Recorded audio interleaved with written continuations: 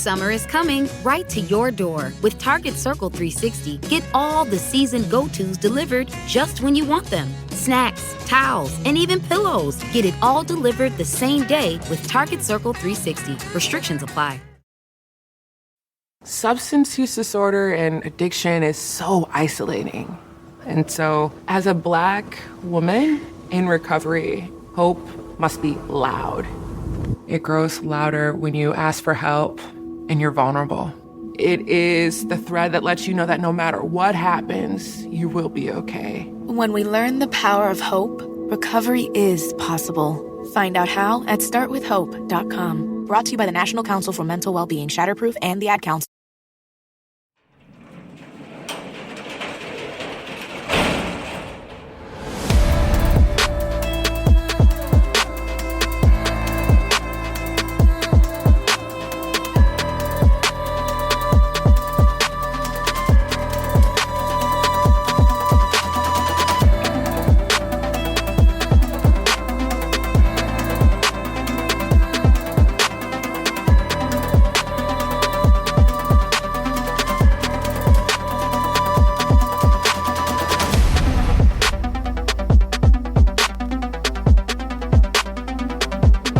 Welcome to True Crime Garage. Wherever you are, whatever you're doing, thanks for listening. I'm your host, Nick, and with me as always, here he is, raving and drooling, the captain. Mostly drooling. It's good to be seen and good to see you. Thanks for listening. Thanks for telling a friend. This week we are mega excited to be featuring very mega super deluxe mega awesome beer by the powered up brewers over at Yards Brewing Company from the city of brotherly love. Brewed with 5 varieties of hops and finished with some delightful citrus, very mega will pile drive your taste buddies. ABV 9.2%, garage grade 4 out of 5 bottle caps, and let's give some cheers to some of our very mega garage buddies. First up, cheers to Caroline in Pittsburgh. And a big We Like to Jib goes out to Nikki in Nashville. Here's a shout out to Ashley Barber in Lexington, Kentucky. And a big tall cans in the air goes to Heather in Lansing, Michigan. Let's say hello to Lori Fontana up in Fraser, Michigan. And last but certainly not least, we have Angie from Santa Claus, Ho Ho, Indiana. Everybody we just mentioned went to truecrimegarage.com, clicked on the pint glass, helped us fill up the old garage fridge for this week's show. And for that, we thank you. Yeah, BWEWRUN Beer Run. If you need more True Crime Garage, more TCG for your earballs, subscribe to us on Patreon or Apple Podcast subscription. And Colonel, that's enough of the business. All right, everybody, gather around, grab a chair, grab a beer. Let's talk some true crime.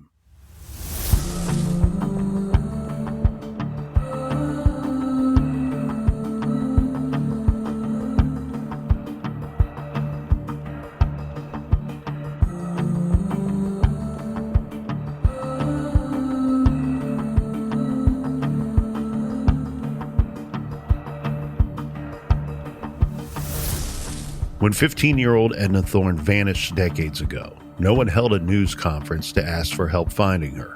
No one offered a $50,000 reward. There was no ongoing coverage of the missing teen's plight on television and in the newspapers. Edna Thorne is still a virtual unknown. Her disappearance is as much a mystery today to her family and to the police as it was decades ago. Quote, she just left one day and said she was going to the stables. She hasn't been seen or heard from since, end quote. As reported back in 2000, each year more than 5,000 Philadelphia teens are reported missing. Most are runaways or abducted by family members. However, 1% of these missing teenager reports, like Edna's case, is a bona fide mystery. So Edna's case is not unlike teens who went missing before her and after. Unfortunately, sometimes folks simply mysteriously vanish. Then years go by, and then in some cases, decades. The job of the Philadelphia police may have been easier if Edna's case had the publicity and the reward that some other cases have received. Sadly, her case remains open today. This is the missing persons case of 15-year-old Edna Thorne, and this is True Crime Garage.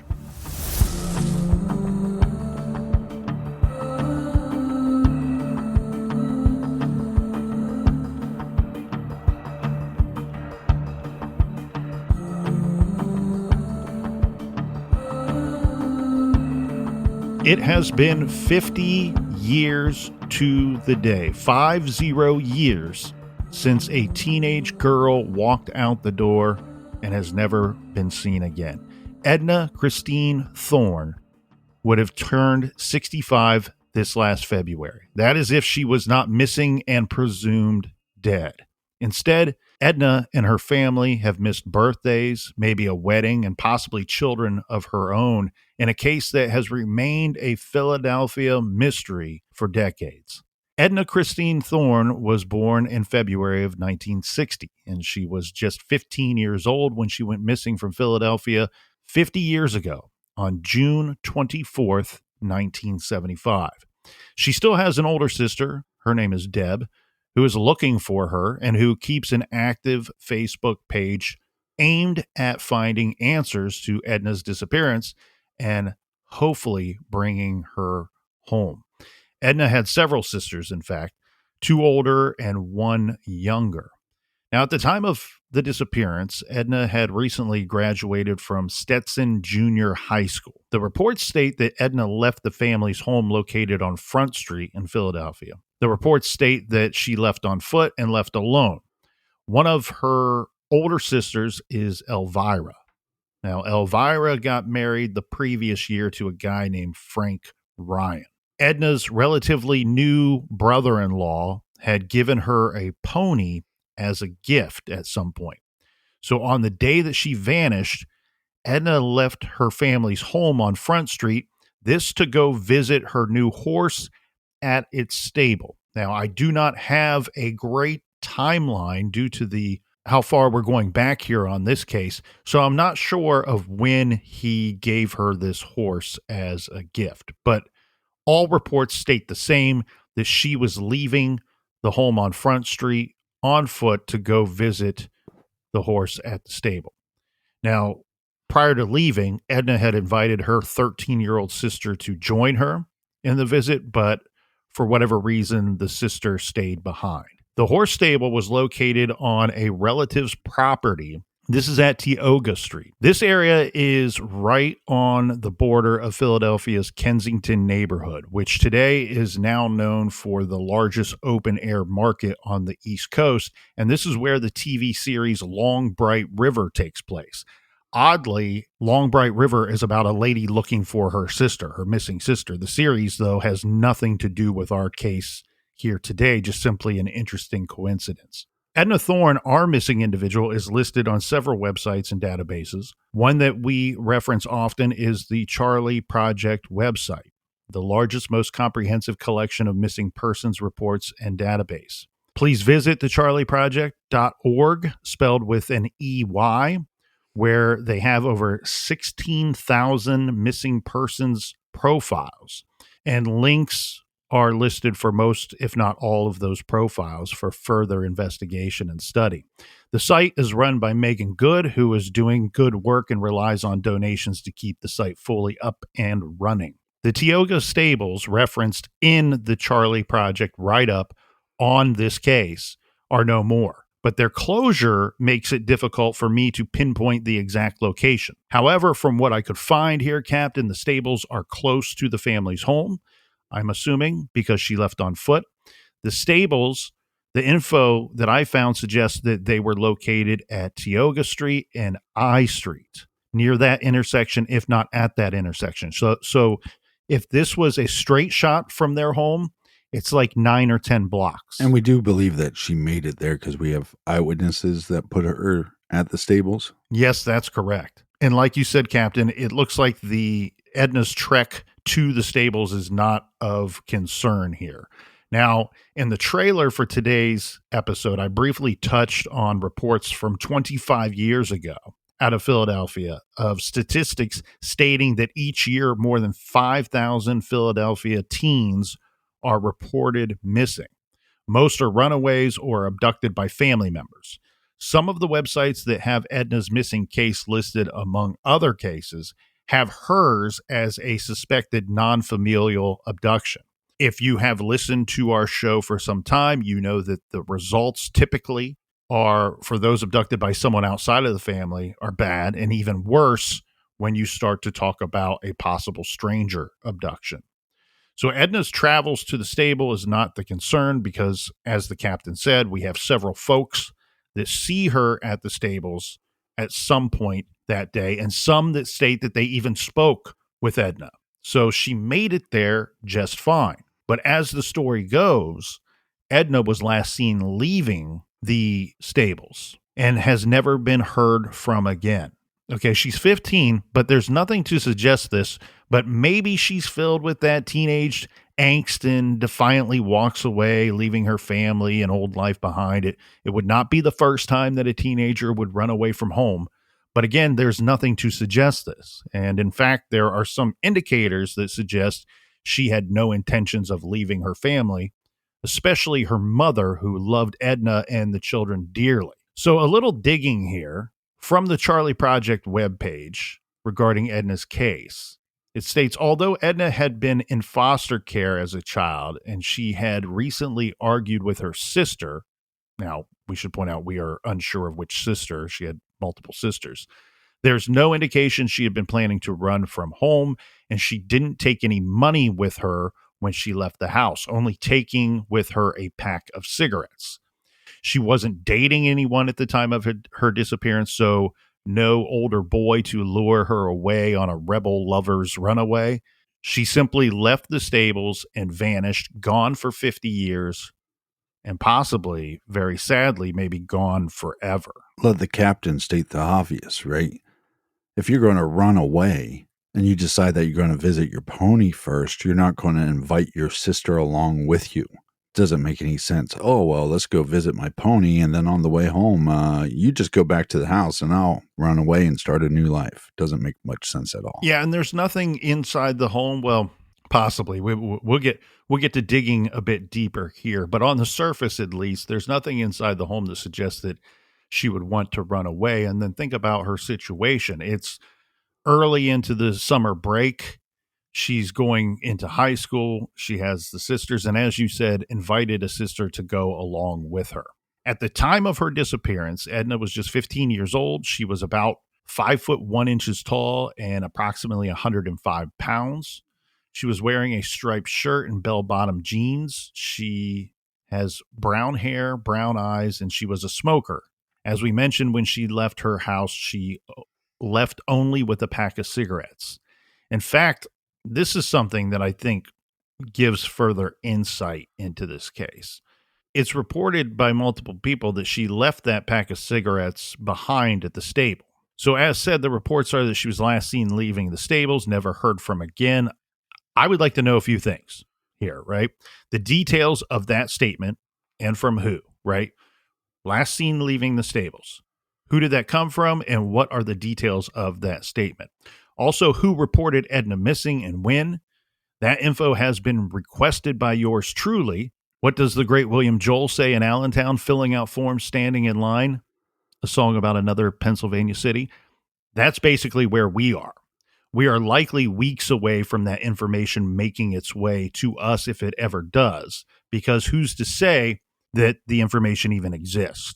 It's been 50 years. We'll find out. We've looked into other cases, a few other cases going back this far, and sometimes it happens where the file or information that should be, may once was in the file is now no longer. Right. So that could be the case here. It's not terribly uncommon with a case this old. One thing we'll know as, and I can say this proudly, former smokers, I think this is interesting because this also messes with the timeline. Even if you had a definitive timestamp of when she left the stables, as once an avid smoker, if I'm taking off and I'm walking back home, I just visited my pony, but as I'm walking home from the stables, and then I realize, oh, I forgot my pack of cigarettes, I'm walking back to the stables. So this becomes an issue because, like you said, I believe there's family members that own the stable and there's family members that are at the stable. So even if you have eyewitnesses saying, well, I saw her leave. So then you could have all these assumptions of, well, if she was abducted by somebody, it was between the stables and her house. But if she headed back to the stables to get the pack of cigarettes she left, who did she come in contact with on the way back, or who did she come in contact with again at the stables? And we just don't have eyewitnesses of her coming back around for the second time, if that makes any sense. Well, and that's where I'm curious, and that's why I filed for the information to see if the Philadelphia Police Department would give us the report, or at least the statement that they got from the individuals claiming to have seen her at the stable, because I wanted to know, is that just, it's 50 years old, and we've learned something here in the garage covering multiple cases, that the longer timeline for these cases, especially when they go unsolved, it's like a game of telephone. Sometimes something is suggested or speculation, and then it morphs its way into fact or a statement of fact at some point. And so what I'm wondering here, Captain, is, did she leave the stable? And if she did someone actually physically see her leaving the stable? Because there's also a chance that she went missing from the stable itself without willingly leaving. Right. And I'm throwing that out there just because, the reports could be from these individuals. Yeah, she was here. I spoke with her, and then, she was gone. Well, where'd she go? I assume she went home, and like you said, former smokers, anybody that's a smoker or former smoker knows a couple things are going to happen here when she leaves. She's either going to return, realizing she left her pack of smokes. And as a former smoker, I'll tell you, I'm not trying to tell people, there's nothing better than just walking down the street and puffing and but man, if they weren't terrible for you, if they didn't kill you, I'd be puffing one right now, walking up and down the summer streets of Philadelphia, just holding your microphone, walking down the street, doing living a podcast. My best life. Oh man. Anyway, but so she would return to get the cigarettes or stop off to pick up a pack. God, they were probably like 25 cents a pack back then, or she would have came home. She's 15. Like those seem the three most likely next places that she would be spotted, and go ahead and knock all three of those options down, because nobody's saying that happened. Yeah. So the thing here with waiting for this information, I think, we should get it. There's no reason that they would withhold this information. There's holdback information in every good investigation, but 50 years have gone by, and we're still sitting here talking about this case. Well, it also makes you think that if law enforcement had bigger pieces of evidence or things that they could release to the public to further along their investigation, or maybe drum up new leads, that they would have periodically released more information. We've seen that happen in other cases, like Amy Mihalovik's case. Yeah, and I think here what they have is a true vanishing case where she just up and vanished. She's not responsible for why she is gone, but there's no breadcrumb trail for them to follow. Now, and it sounds like over the years, people have come forward with information that very likely, due to the passage of time, police just cannot confirm if that information is correct. And so with this, now one breadcrumb here is, after she goes missing, one of the older sisters got a disturbing phone call from a man who said that he knew what Edna was wearing when she disappeared, and claimed that he had buried her in Pennypack Park. Now, I want to be clear here, because this is reported a few different ways. The way that it is always reported is that this caller, this mysterious male caller, knows what Edna was wearing. That part is consistent in every telling of this story. Right. What is not consistent is that he had buried her. Other versions of the story simply states that she is buried in Pennypack Park. So Pennypack Park still exists to this day, unlike the stables. It's approximately like 6 to 6.5 miles from where the stables were back in the day. And I say approximately because it gets very difficult here right away. This is a rather large park. I don't know that it was the same size back in 1975 as it is today, but according to visitphilly.com, this park covers more than 1,600 acres of woodlands, meadows, wetlands, and fields. The landscape of this rambling city park covers rolling hills, open meadow, and many miles of unpaved and paved trails that are great for hiking, biking, running, and horseback riding. Visitors also find numerous historic buildings there, including a working farm.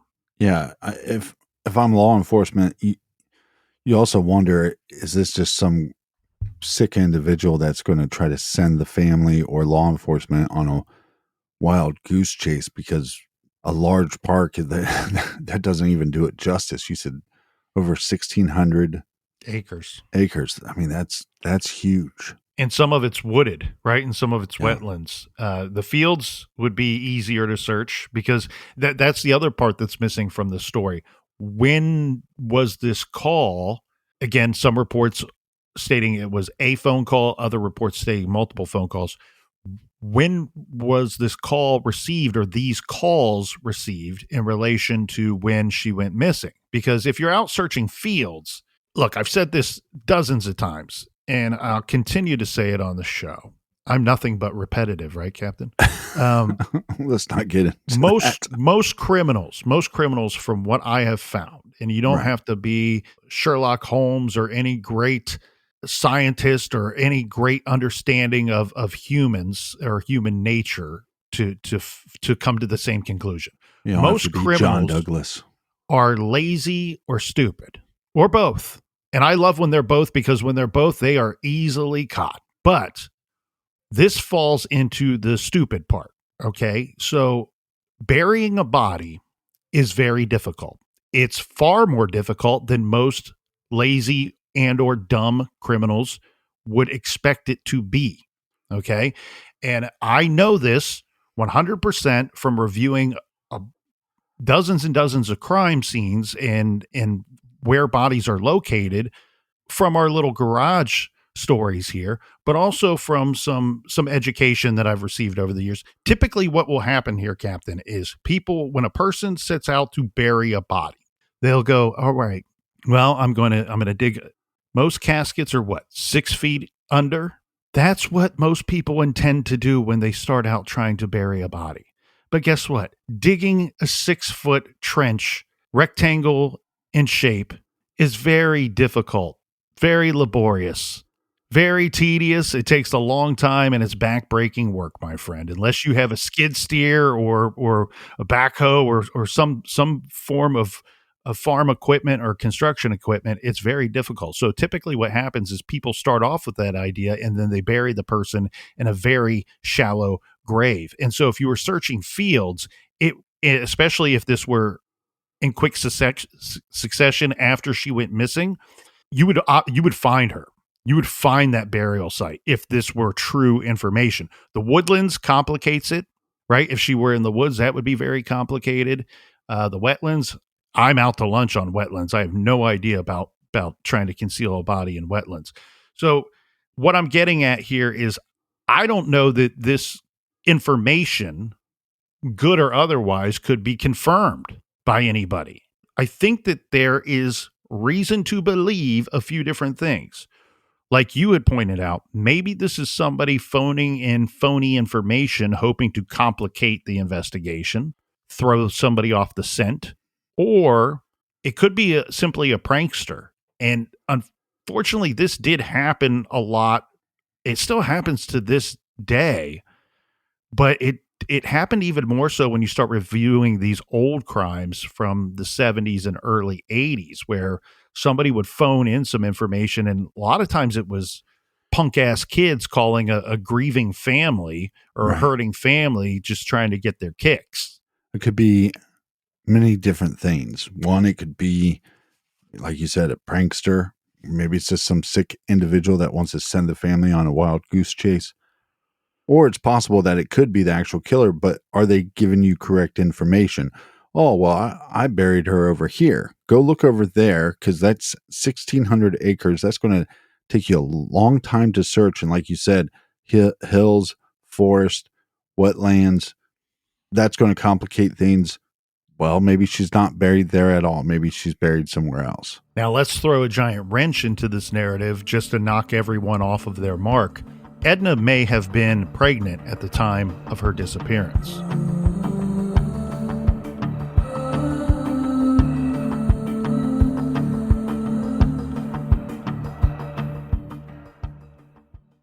You know what doesn't belong in your epic summer plans? Getting burned by your old wireless bill. While you're planning beach trips, barbecues, and 3-day weekends, your wireless bill should be the last thing holding you back. Make the switch to Mint Mobile. With plans starting at $15 a month, Mint Mobile gives you premium wireless service on the nation's largest 5G network. All plans come with high-speed data and unlimited talk and text. The coverage and speed you're used to, but way less money. Ditch overpriced wireless and get 3 months of premium wireless service from Mint Mobile. So while your friends are sweating over data overages and surprise charges, you'll be chilling, literally and financially. I love Mint Mobile. It's the best wireless service I've ever had. Better than my old provider. And the big difference is I'm saving probably, I don't know, maybe $100, maybe a little more than $100 every month with Mint Mobile. If you want top-notch quality, but a service that's going to allow you to save money, check out Mint Mobile today. This year, skip breaking a sweat and breaking the bank. Get your summer savings and shop premium wireless plans at mintmobile.com/TCG. That's mintmobile.com/TCG. Upfront payment of $45 for 3-month, 5GB plan required, equivalent to $15 per month. New customer offer for the first 3 months only, then full price plan options available. Taxes and fees extra. See Mint Mobile for details. Check out mintmobile.com/TCG today. Summer is coming right to your door. With Target Circle 360, get all the season go-tos delivered just when you want them. Snacks, towels, and even pillows. Get it all delivered the same day with Target Circle 360. Restrictions apply. Substance use disorder and addiction is so isolating. And so, as a Black woman in recovery, hope must be loud. It grows louder when you ask for help and you're vulnerable.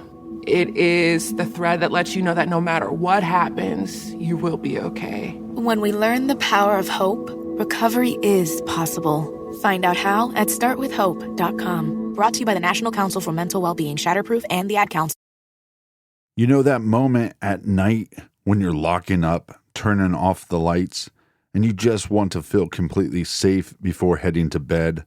That's what Simply Safe gives you.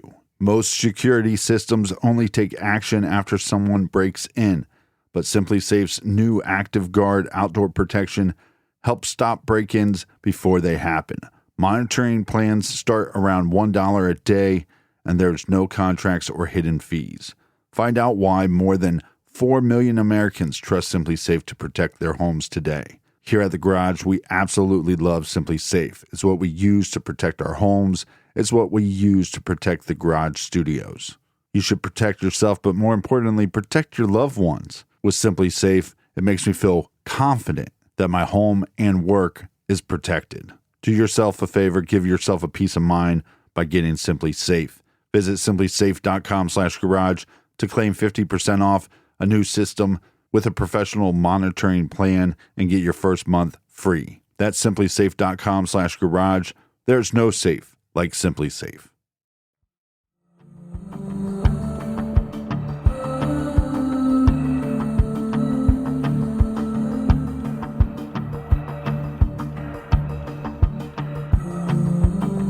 All right, we are back, you filthy animals.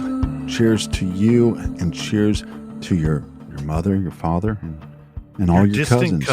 Distant cousin. Your second too. and third cousin, maybe even fourth cousins. And cheers to you, Colonel.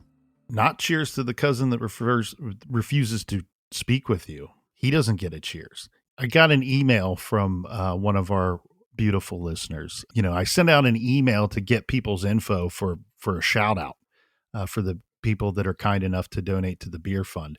And one of them responded saying, cheers from the people in the back to us. So the people in the back, she says, are cheersing us. And she says that she is one of them. So a big shout out to the people in the back. We love the people all the way in the back of the room. I do want to share this with you. I had anybody that's afraid of AI taking over the world. So this listener was just curious if we were married. So they went to Google and asked Google, and their AI response to, is the colonel and the captain married? And AI responded, no, the host of True Crime Garage, Nick, and the captain are not married to each other. Nick is married to someone else, and while the captain is married to his wife, Melissa. That's hilarious because, right, there's a lot of stuff that's not true in that. But that's hilarious to me because I think we were hanging out with true crime writer James Renner, and we were talking. We had just met Tim and Lance from Crawl Space and from Missing Mara Murray. And you had asked James, you said, are Tim and Lance married? And James's response was, to each other? So it looks like maybe AI and James Renner are the same.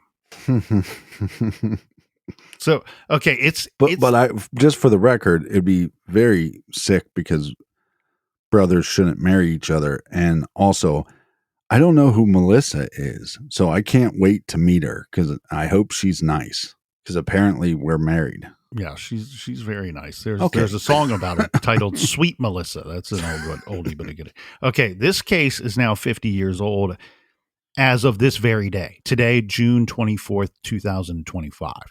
So let's go back to when the case was 25 years old. In the trailer, we suggested that maybe this case would have been easier for Philly PD to work this one had the case received any real media news outlet attention and had there been a reward in this case.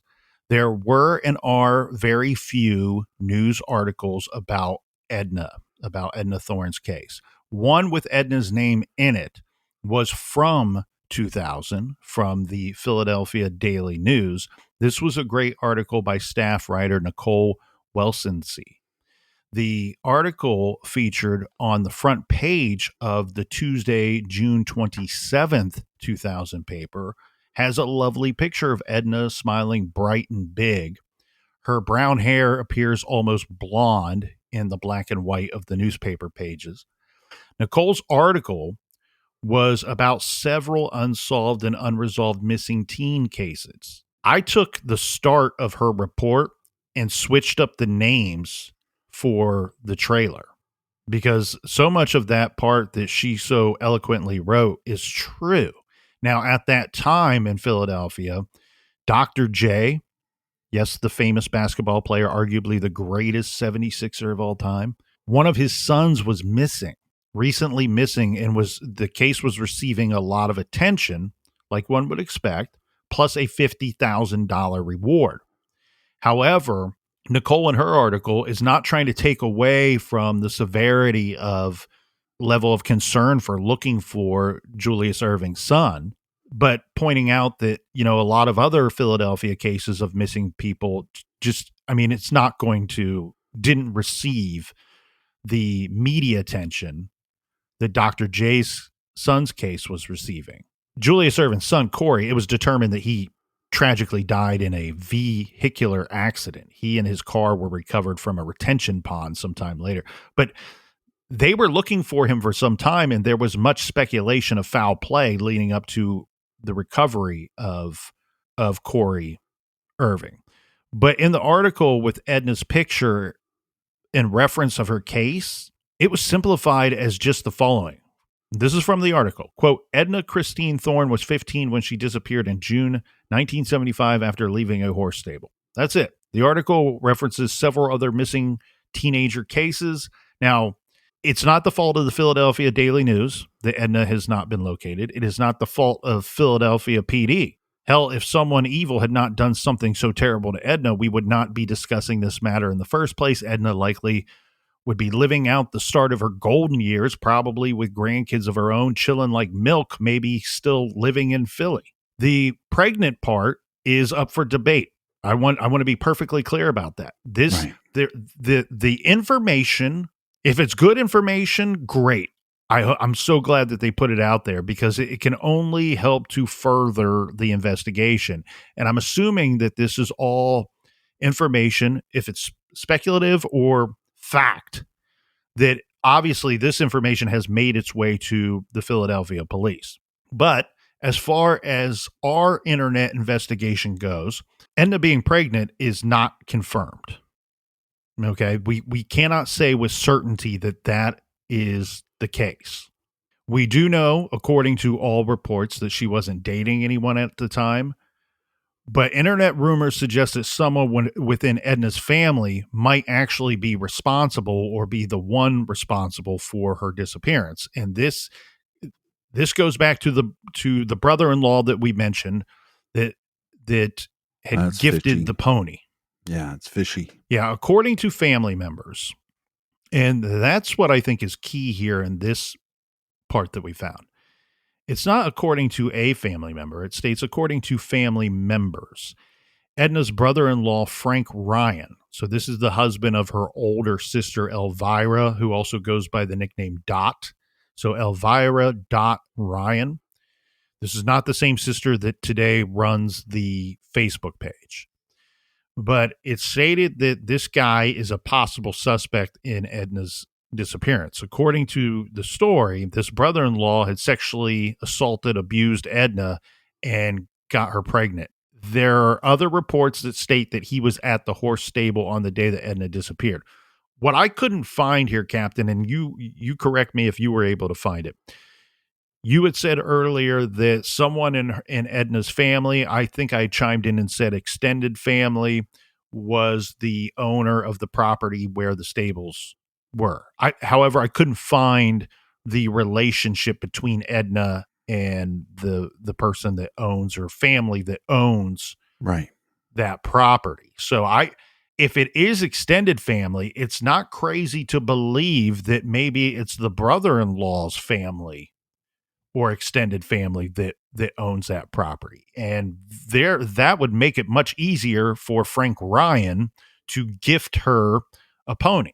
And then you wonder, is this just a good guy who's gotten his name tarnished and he's thrown under the bus by persons in Edna's family? Could be. Or could this guy be a real shitbag? Could be. But so why would he give her a pony? Maybe he's just a really nice guy. Maybe he just wants to fit into the family. Maybe he's just, especially early on, hey, you want to get to know the family. You want to get in right with the family. Maybe that's what he's doing. Or maybe the pony is a gift so he can do things that he shouldn't be doing with a young girl, with a underage girl. Maybe this here's a gift to keep your mouth shut. Shut up. If you like nice things, you'll keep your mouth shut. How far does one have to go to keep somebody's mouth shut? Because as this story goes, if he was the one that got her pregnant, this could ultimately destroy his marriage to the older sister, Elvira, or it could have him and Elvira being outed by the family. It could have him with his ass ending up in prison. There's all kinds of bad outcomes for Frank Ryan if, in fact, these allegations, if they are, in fact, true. Yeah, it leads you to so many questions. Like you said, was this a gift to keep her quiet? What evidence do we have that a sexual assault took place, or was it multiple sexual assaults? We don't know. There's nobody that I've heard that said, well, I caught him red-handed, right? So then the question for me becomes, was this speculation before she went missing? Because then her possibly being pregnant would be, obviously that would give this guy a motive to get rid of her, because if it's just speculation that something happened and he's saying, what are you talking about? I would never do that. She's too young, and plus she's your sister, and whatever. But then he finds out, oh, well, Edna's pregnant. Well, that would then confirm, or there'd be ways for them to confirm that he's the father, and that would confirm the sexual assaults. That the assault was real. Right. And so a lot of questions there, and we don't have certain details to point us in the right direction. Yeah, her case. So when I first started looking at this one, I remain intrigued, but I was initially intrigued because there were some other cases that are close in proximity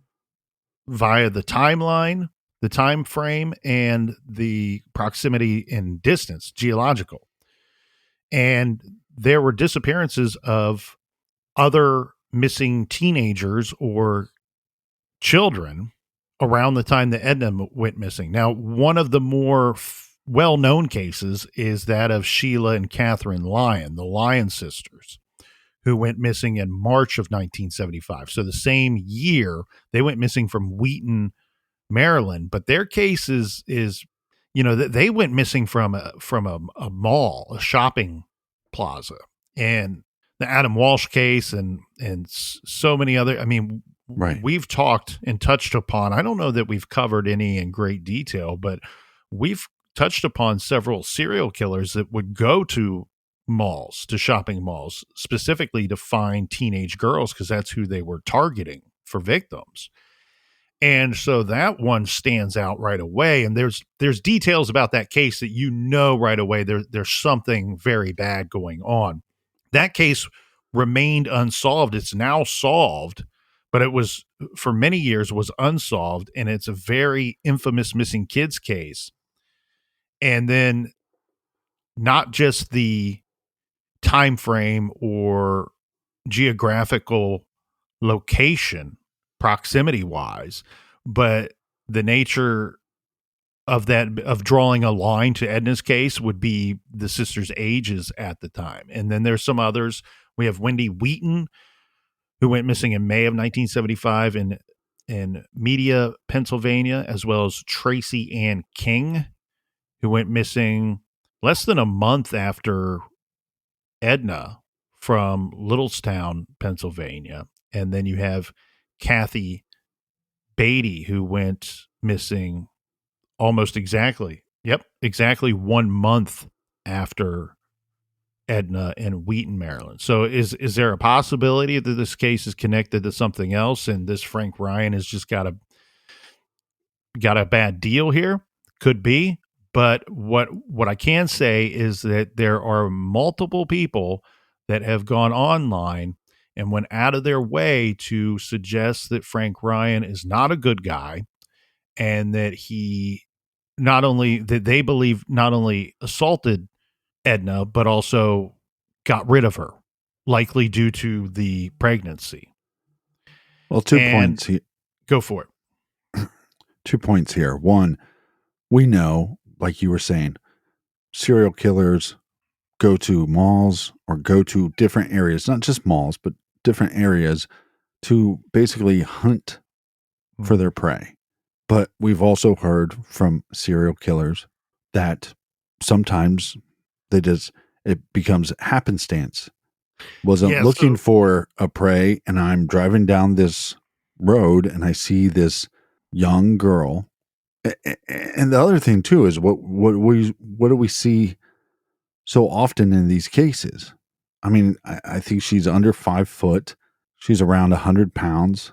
A lot of these things matter, especially to these sadistic killers, because they want to be able to control them, but also not just to control them when they're alive, but to be able to control them when they're dead. And so if you're going to dispose of a body or get rid of a victim, it helps if they're a smaller victim. Well, look at accused serial killer, the Long Island serial killer, Rex Heuermann, who's a giant troll looking of a man. Giant shitbag. Yeah, ogre. And we can sit here and go, okay, he's accused and he's not been convicted yet, but they found documentation inside his home on his computer where he's talking about the ideal victim for what he wants to do. And he specifically references petite women. And now that could be because he's sexually attracted to petite women, or because that a petite woman would make a good surrogate for the person that he actually wants to harm or murder, or because he's very large and presumably comes with some ogre-like strength that it would be easy for him to control a small person. And like the captain said, it would be easy for him to move them around. Yeah. So my second point was, well, he was married to the older sister. Mm-hmm. One of the older sisters. Yeah. So we should have some clue as what happened to this guy since the disappearance of Edna. Like, did they get a divorce? Did this guy have other charges against him? So Edna disappears, and then the way I understand it, Captain, Elvira and Frank lived happily ever after. So we'll get into that in just a second. I want to make sure I don't forget to mention some of the statements that have come forward over the years. Okay, so one of them has been that from two younger dudes that were at the stables that day. Now, their names are a mystery to me. I've not found a place that they've been named. But these Beavis and Butthead, these younger guys. Yeah. And keep in mind, like, Frank Ryan would not have been an old guy at the time. Like, he is married to Elvira, and from my understanding, from every bit of information that I could collect here, again, there's not a lot of it, and it's difficult to confirm a lot of this stuff. But it looks like he would have roughly been about 18 years old when Edna disappeared. Okay. So Elvira difference. I mean, that's not that's 3-year difference. Yeah, 3-year difference. Yeah. So Frank Ryan would have been about 18. Let's say maybe 19. Elvira would have been a little bit younger than Frank. They get married, and these guys say that Frank was at the horse stable that day, and at the horse stable at the same time that Edna was there. Right. It wouldn't be crazy to think that maybe he offered her a ride. The other thing, too, is that there are reports that Frank Ryan worked, he drove a truck, and it was a dump truck. So he would haul trash and other items and then dump it. And at least one of these guys says that Frank not only was using the truck that night and or the next day, but typically one of them or both of them would go with him for the purpose of collecting things, moving things, dumping things. And he insisted that nobody go with him when he was in the truck. And so there's no nice way of saying this, he could have simply dumped her at the dump. Yeah. And who's to say that he didn't phone in, she's at the park, she was buried in the park, or that could just be a prankster. The other thing, too, it's not stated what sister. It just says one of the older sisters was received calls. And I say this because I think that I hate kind of trotting down this road. Go for it. Because Frank's not alive. So he's not here to defend himself. Right. But us little garage fellas here, we're not the first ones clearly to accuse this guy of wrongdoing. It looks to me like maybe either Elvira suspected Frank and decided to move on. Not move on from Frank, just carry on with her life. Or maybe, I'm not saying that she helped him, but I think maybe she was aware of the truth. When? Difficult to say. But I'm pointing that out just to suggest that could there have been no phone call at all and Elvira just made it up? Right? All we know is that one of the sisters was receiving these calls. I did have some brief interaction with one of the family members. These were not questions that we were able to get to because of the complexities that we won't get into on this show. But so it's super complex. Well, it's not always easy to communicate with people, especially when you're putting together these stories and you have limited time to do so. So there's some very interesting things here. Okay, so when Frank Ryan dies, he passed away in June of 2020. There was a comment left on his memorial page by his wife, Elvira, that states, "I was 15, he was 17. She's talking about when they first started seeing each other and dating each other.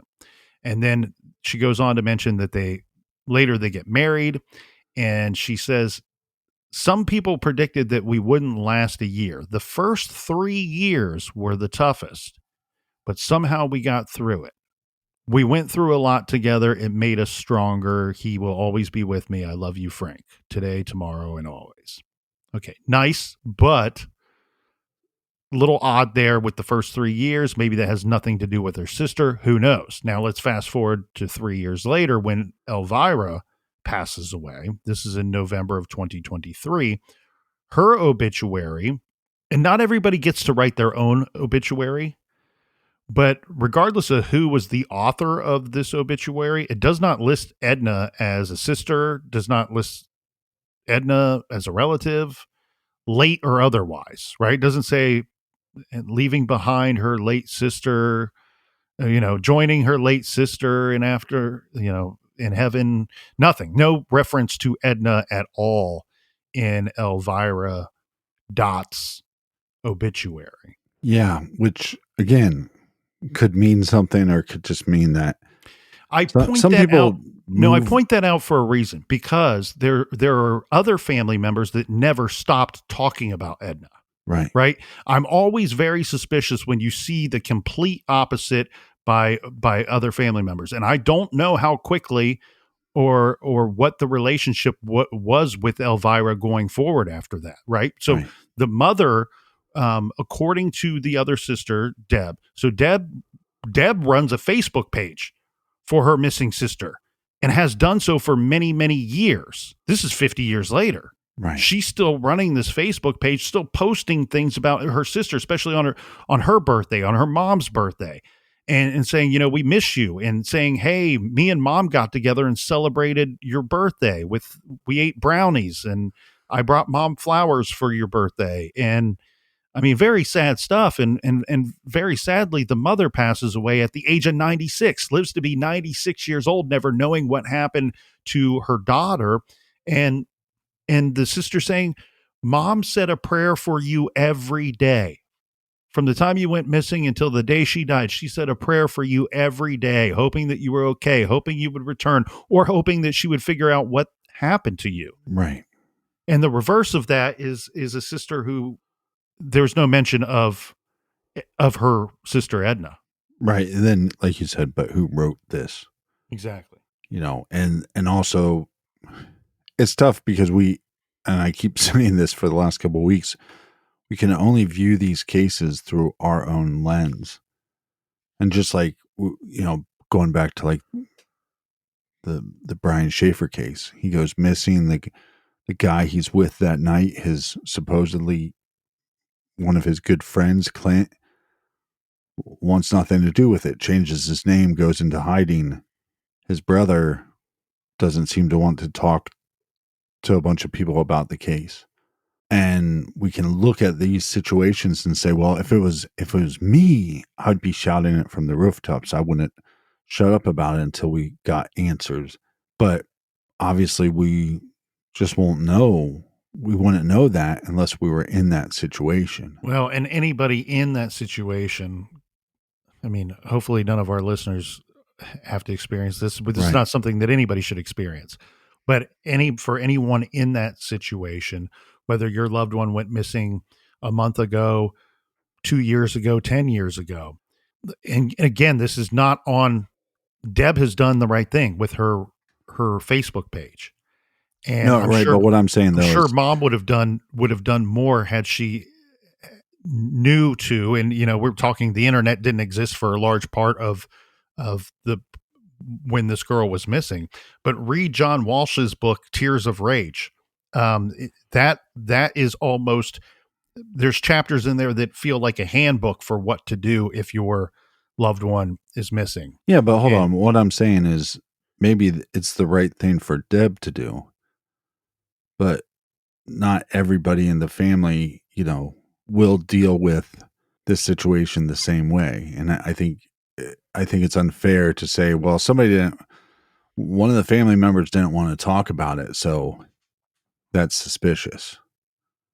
It's just a different way of dealing with it. Yes, I'm not telling anybody how to handle any very difficult situation. I'm saying if you want to increase the probability of your loved one being found, located, or recovered, read John Walsh's book. That, he will tell you how to increase the likelihood of finding. Well, just a little kick back to that, though, is they didn't have a lot of great information on Otis Toole being responsible for Adam's death. And when there was other allegations of people saying, well, they should look into Jeffrey Dahmer as a possible suspect in Adam's death, it seemed like John Walsh kind of shied away from that. So right, but he was the one that did. Him and his wife, Reve, were the ones that were keeping their son's story in the media and made it a national story. That's what I'm talking about. Forget about any other part of that. Now, back to our case here and back to the family. So looking through the post over the years on the Facebook page, in 2012, so this goes to March of 2012, Edna's sister, Deb, there's some information on Web Sleuth, on a Web Sleuth thread as well, but I found this on the Facebook page as well.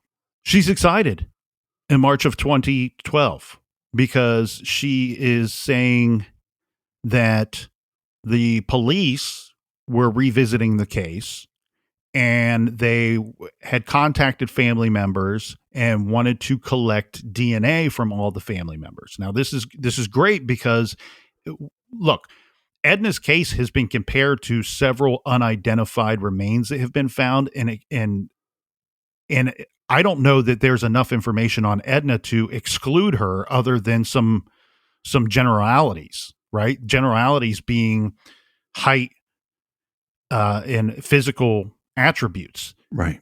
The problem becomes with this, when you're recovering remains, you're oftentimes not recovering all of them. Height gets very difficult. I've talked about that on a couple of other cases where they've excluded somebody based off of height because it's 1 or 2 inches off. And I say, nay, that's a terrible, terrible way to exclude somebody. I think you mention that the height is different, but you don't exclude. So anyway, them collecting the DNA is a good thing because if there were remains to be recovered, they could compare that to Edna's DNA and then the familial DNA and see if there's a match, right? Because before this, there's a chance she could have been recovered somewhere and it's never been linked together. That's her post. She's excited. They're revisiting the case. They're collecting family DNA.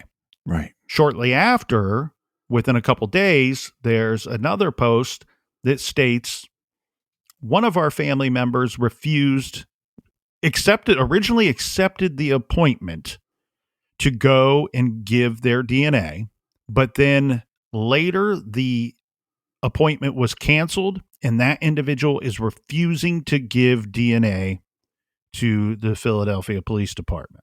Fishy.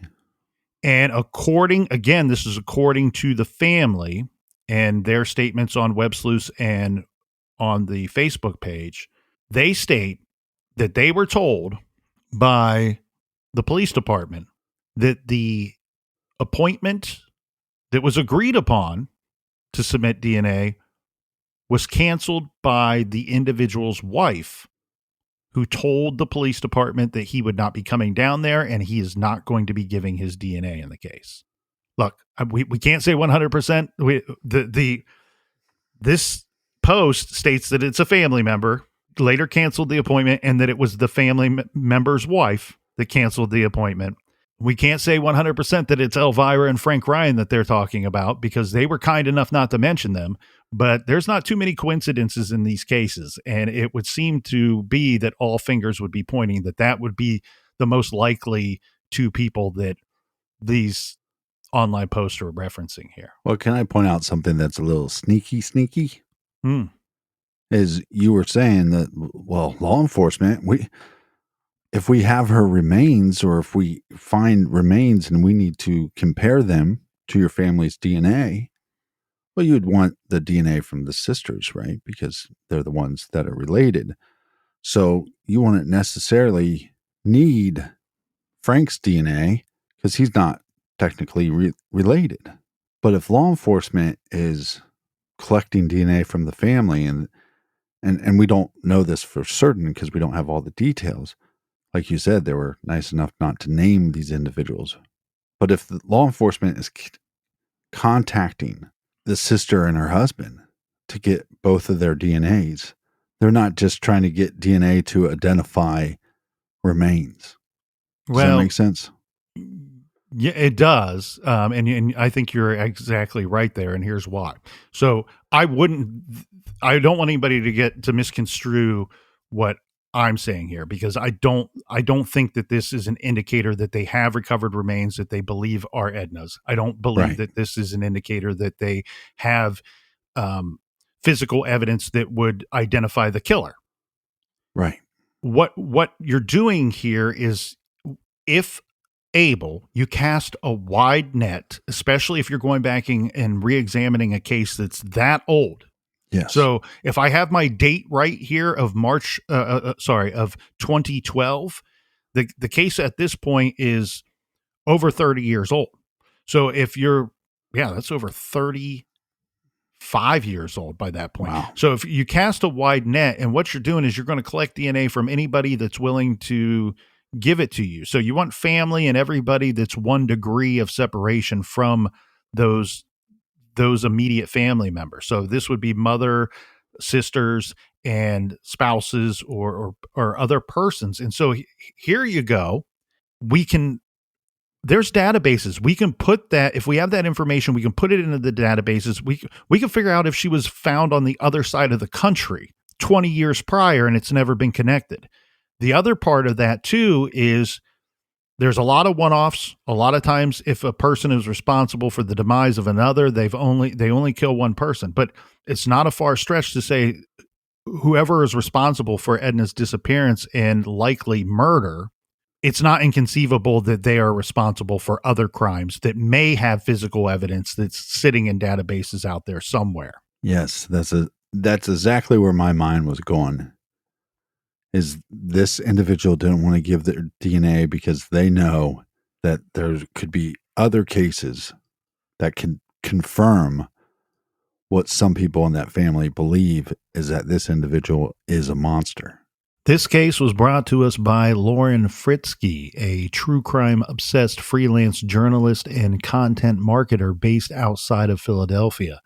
She has followed Edna's case and other local cases like it for the last 20 years and hopes this episode can help bring justice to Edna and closure to her surviving family members, which includes several siblings.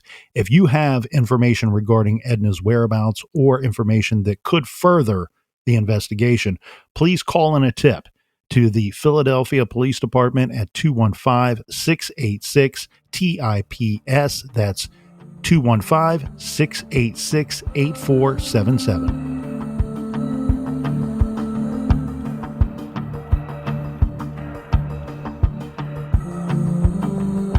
I want to thank everybody for joining us here in the garage each and every week. Make sure you subscribe. Make sure you tell your mother, your brother, your father, and your third and fourth cousins. Colonel, do we have any recommended reading for the beautiful listeners? Mm-hmm. Only tell the relatives that you believe would submit DNA should something happen to you. Because the ones that you don't think, you don't need to be friends with them. All right. This week we are recommending What Happened to Holly Bobo. This is a podcast available on ABC's 2020 podcast feed. ABC news correspondent and Good Morning America co-anchor Ava Pilgrim. She was kind enough to come on Off the Record with me. So if you're already subscribed to our show Off the Record, which is on Patreon and Apple subscription, you may have already listened to this episode. If you haven't, go back and listen to it, because Ava knows every in and out of this case, and it's a very twisty and turny type of case. Anybody that's followed this case knows of the twists and turns. Some of them and more are coming to light as it would appear. What Happened to Holly Bobo is a series, as said on ABC's 2020 podcast feed. 20-year-old Holly Bobo was abducted in April of 2011. Her partial remains were found in 2014. The death was ruled a homicide. It was determined she had been shot in the back of the head. We covered this case in October of 2017, True Crime Garage episodes 146 and 147.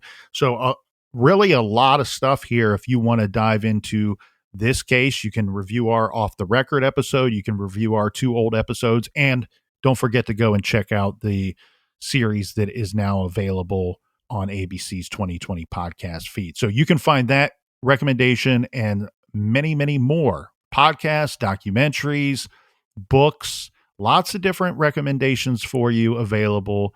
If you need some more true crime, you can find that on our recommended page, truecrimegarage.com. And until next week, be good, be kind, and don't litter.